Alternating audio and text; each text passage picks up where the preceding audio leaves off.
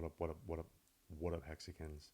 Here's an example of how digital assets like HEX bring economic ideas into the second dimension, linked to global markets that are more transparent and resilient than anything that trades during stock market business hours. HEX is not programmable. It's a fully programmed financial system, audited for hundreds of years of yield-generating functionality, autonomous and immutable. Let's contrast some new realities that digital assets bring to bear on traditional assets like gold.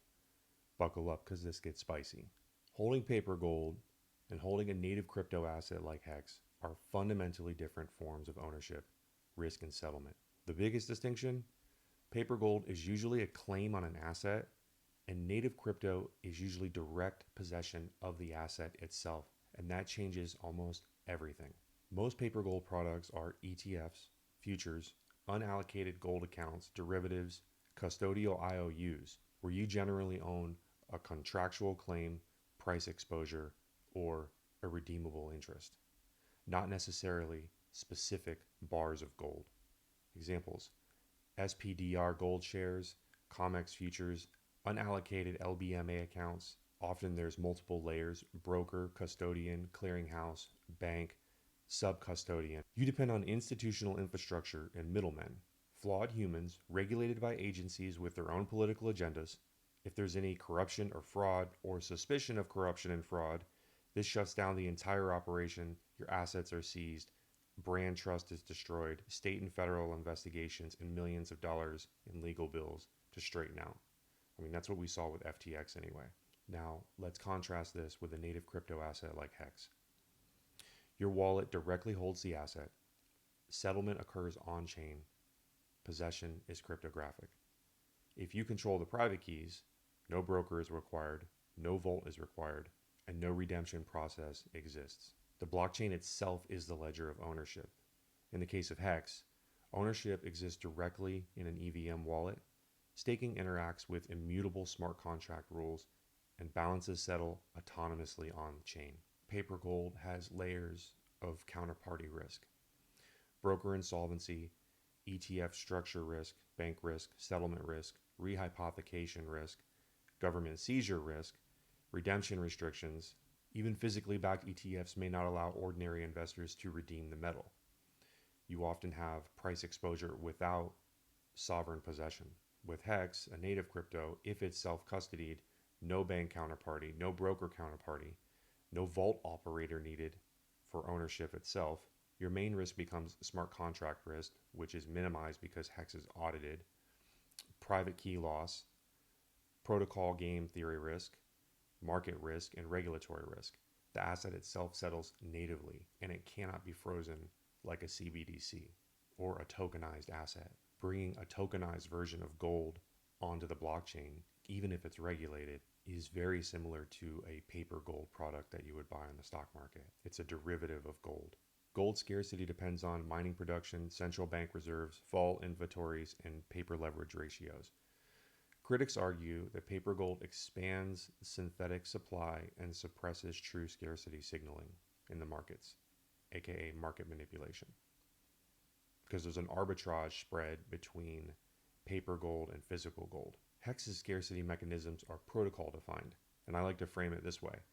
Bitcoin inflation buys electricity, HEX inflation buys market scarcity from voluntary lockers. HEX's supply dynamics depend on staking behavior, lock duration, share system mechanics, and inflation distribution.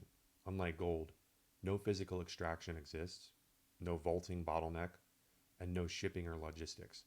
Scarcity is enforced digitally through smart contract rules and user behavior. Settlement finality depends on institutions, may settle in cash, can involve delayed delivery, and be halted or frozen. You may not actually receive metal. In HEX, settlement occurs directly on chain, globally, continuously, without banking hours. If you send HEX, the blockchain settles ownership directly. No redemption layer exists between the asset and the holder. Here I'm going to contrast yield structure, inflation, and extraction between gold, Bitcoin, and HEX. Gold itself yields nothing.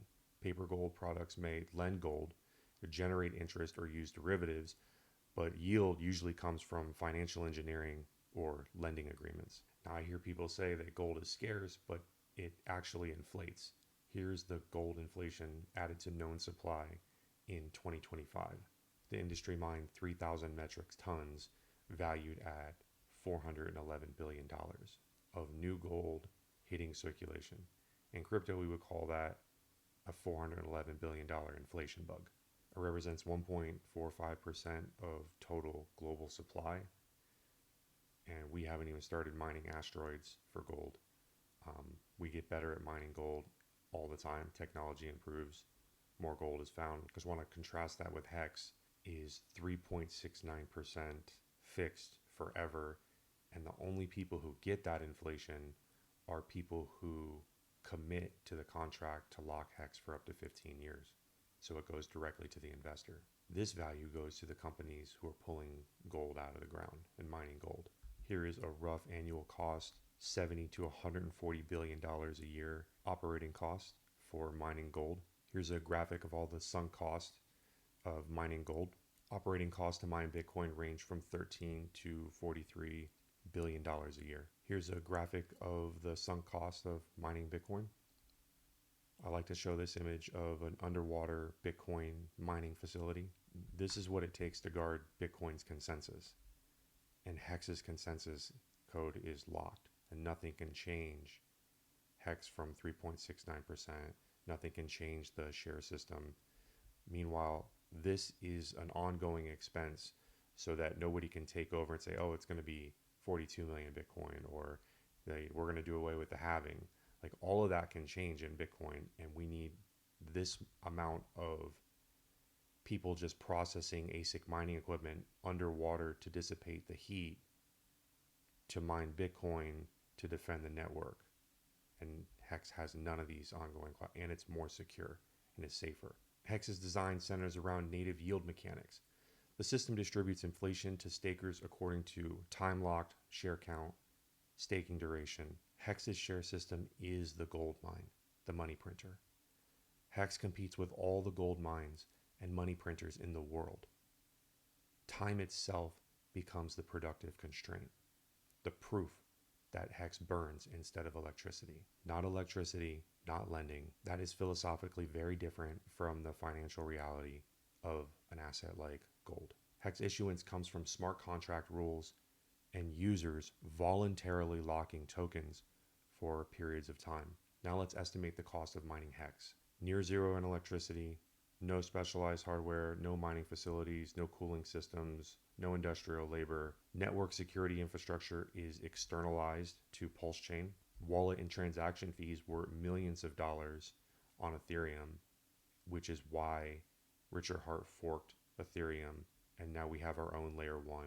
And HEX is the killer app on Pulse Chain as a yield generating store of value time deposit. Direct total annual mining cost very low relative to Bitcoin or gold. The underlying blockchain still incurs cost on Pulse Chain. The validators secure the network and users pay a gas fee.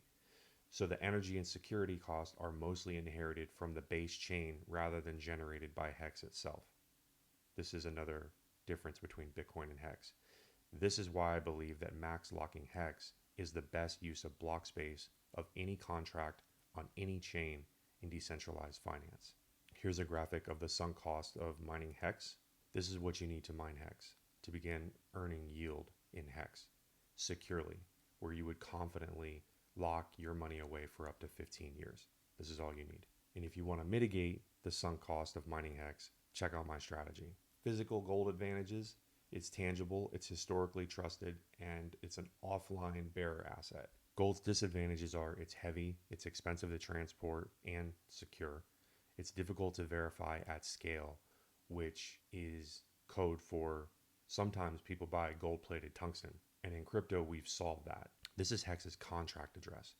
This is how you verify you're not buying gold-plated tungsten in crypto. You would paste HEX's contract address into the search field of a decentralized exchange to find and verify that you're actually buying the right asset. HEX advantages: globally portable instantly, divisible, programmable, and settles 24/7. Disadvantages depends on a digital infrastructure, vulnerable to key loss, and dependent on network survival. Gold's monetary philosophy is ancient hard money, physical scarcity, tangible bearer reserve asset. HEX's philosophy, digitally enforced time-based scarcity, programmable yield, and you can voluntarily lock your HEX to earn yield, basically turn your dirty fiat into a stream of passive income. Gold's proof is physical scarcity. They have to dig it out of the mine. Bitcoin is proof through electricity, and HEX is proof through time. Paper gold is often financialized exposure to an underlying commodity. HEX is the native bearer asset itself. That means that there's no redemptive layer, no conversion process, no vault claim, no intermediary required for ownership or to earn yield. In traditional finance terms, paper gold resembles an IOU structure, while native crypto resembles direct settlement property.